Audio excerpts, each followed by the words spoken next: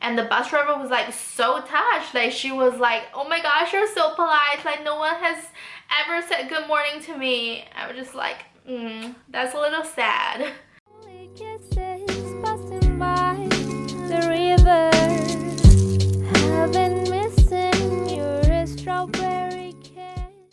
Hi everyone, welcome to my YouTube channel. My name is Siki. I'm a native Mandarin Chinese speaker and a Chinese language tutor. I'm here to help you learn Mandarin Chinese in a fun way for free. So last week, we talked about the 5 things that I really love about living in China. If you haven't watched that, you can click here and then, I think it's here, or here. I don't know, but... And today, we're gonna talk about the 5 things that I really dislike about living in China. I just have to admit that for the life in China, I really love the things that I love about it, but at the same time, it's just really painful. It's such a struggle to live with, you know, the things that I'm gonna talk about today. The first thing that I really dislike about living in China is the beauty standard towards women. So if you have no knowledge around the beauty standards towards women in China, this is the reality. Like in America, you have different definitions for being beautiful. In China, sadly, there's probably just this one dominant beauty standard for all women. That is, you have to be very skinny, you have to have a V-shaped face, huge eyes, and you have to have a very light skin tone. Well, I personally experienced a lot of shame around like my appearance growing up, just because I'm not super pale, I'm not super skinny, and I don't have a V-shaped face. And when I was a small girl, that really made me feel ashamed of my appearance. But as I grow up and I move to different countries around the world, I really grow my confidence because I know that there are so many different types of beauties in the world, and you can be skinny and pale and be beautiful, but you can also be curvy and tanned and be beautiful. And another thing is, I personally feel like in China it's very difficult for you to freely express yourself using makeup.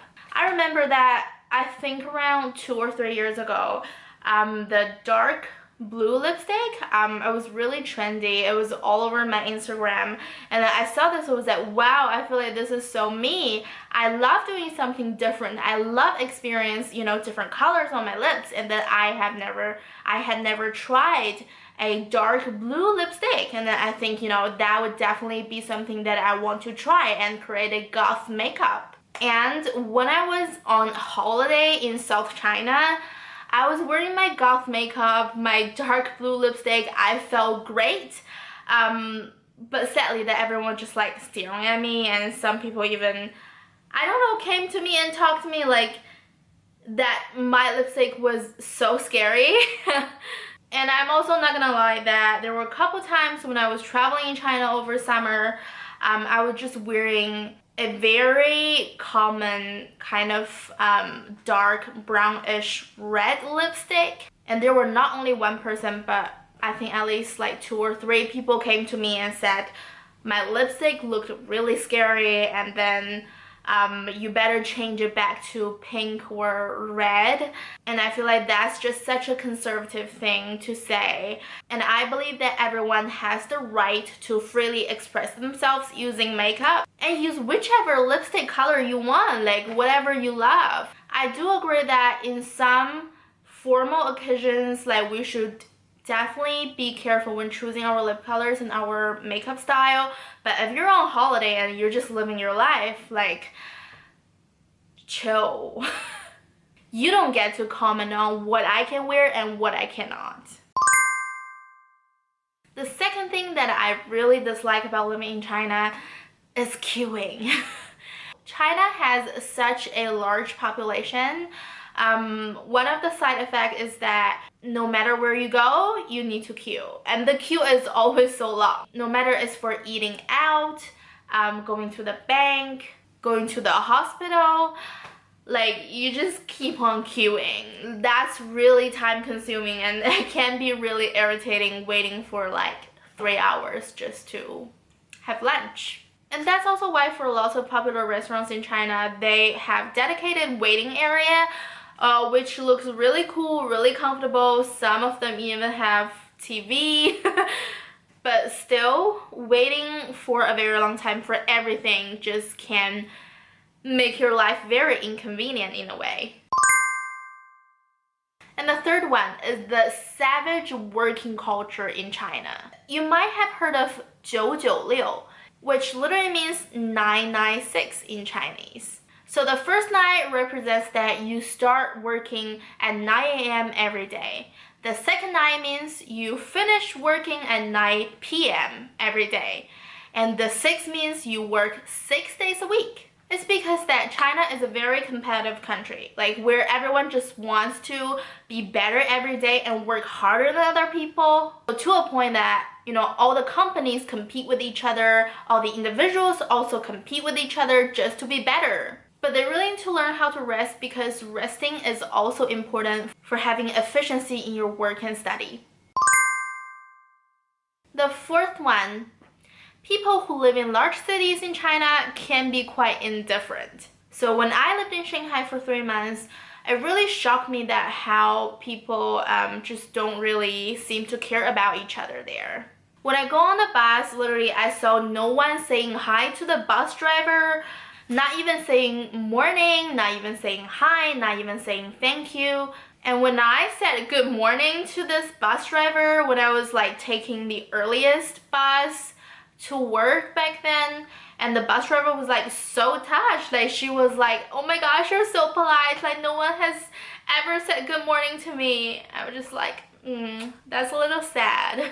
Also, especially in city center, people are always rushing, people are always walking so fast. And when it comes to the crowded areas, people wouldn't even say sorry to you when they accidentally bump into you or step on you. I mean, of course, like there are definitely people out there who are very nice and very polite and say sorry when these things happen, but this is just from my personal experience and my friend's experience living in Shanghai. It doesn't represent all the people living in Shanghai. So the last one, I actually talked a little bit about this in one of my previous videos, I believe.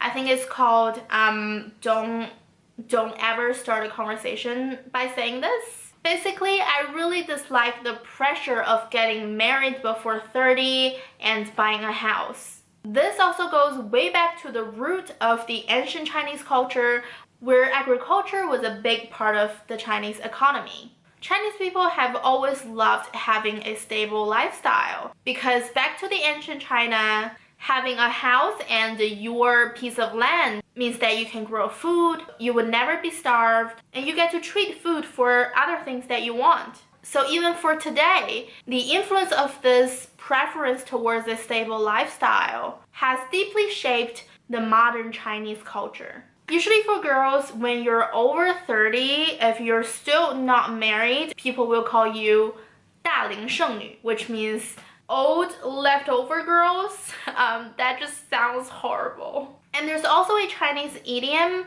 30而立.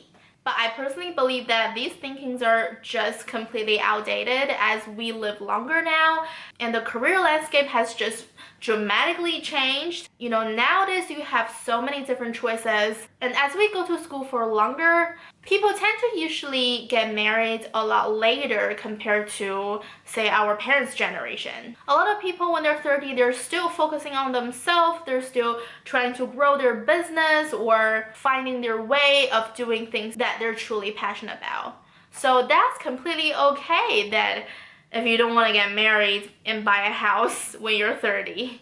Okay, so that's today's video, 5 things that I really dislike about living in China. Of course, again, this is just from my personal experience. It doesn't mean that it's the absolute truth or anything. And I'm sure that everyone has a different experience. Also, if you don't mind queuing for things, you don't mind not doing goth makeup or being very unique and stand out. And I'm sure that you wouldn't feel uncomfortable with these things that I just talked about. But I think this would really help you to understand the Chinese culture and today's Chinese society from a very unique angle. So if you do think this video is helpful, give it a like and subscribe. You can also turn on the notification bell so every time when I upload a new video, you get to learn Mandarin Chinese for free. Thank you so much for watching. I will see you next time. Bye!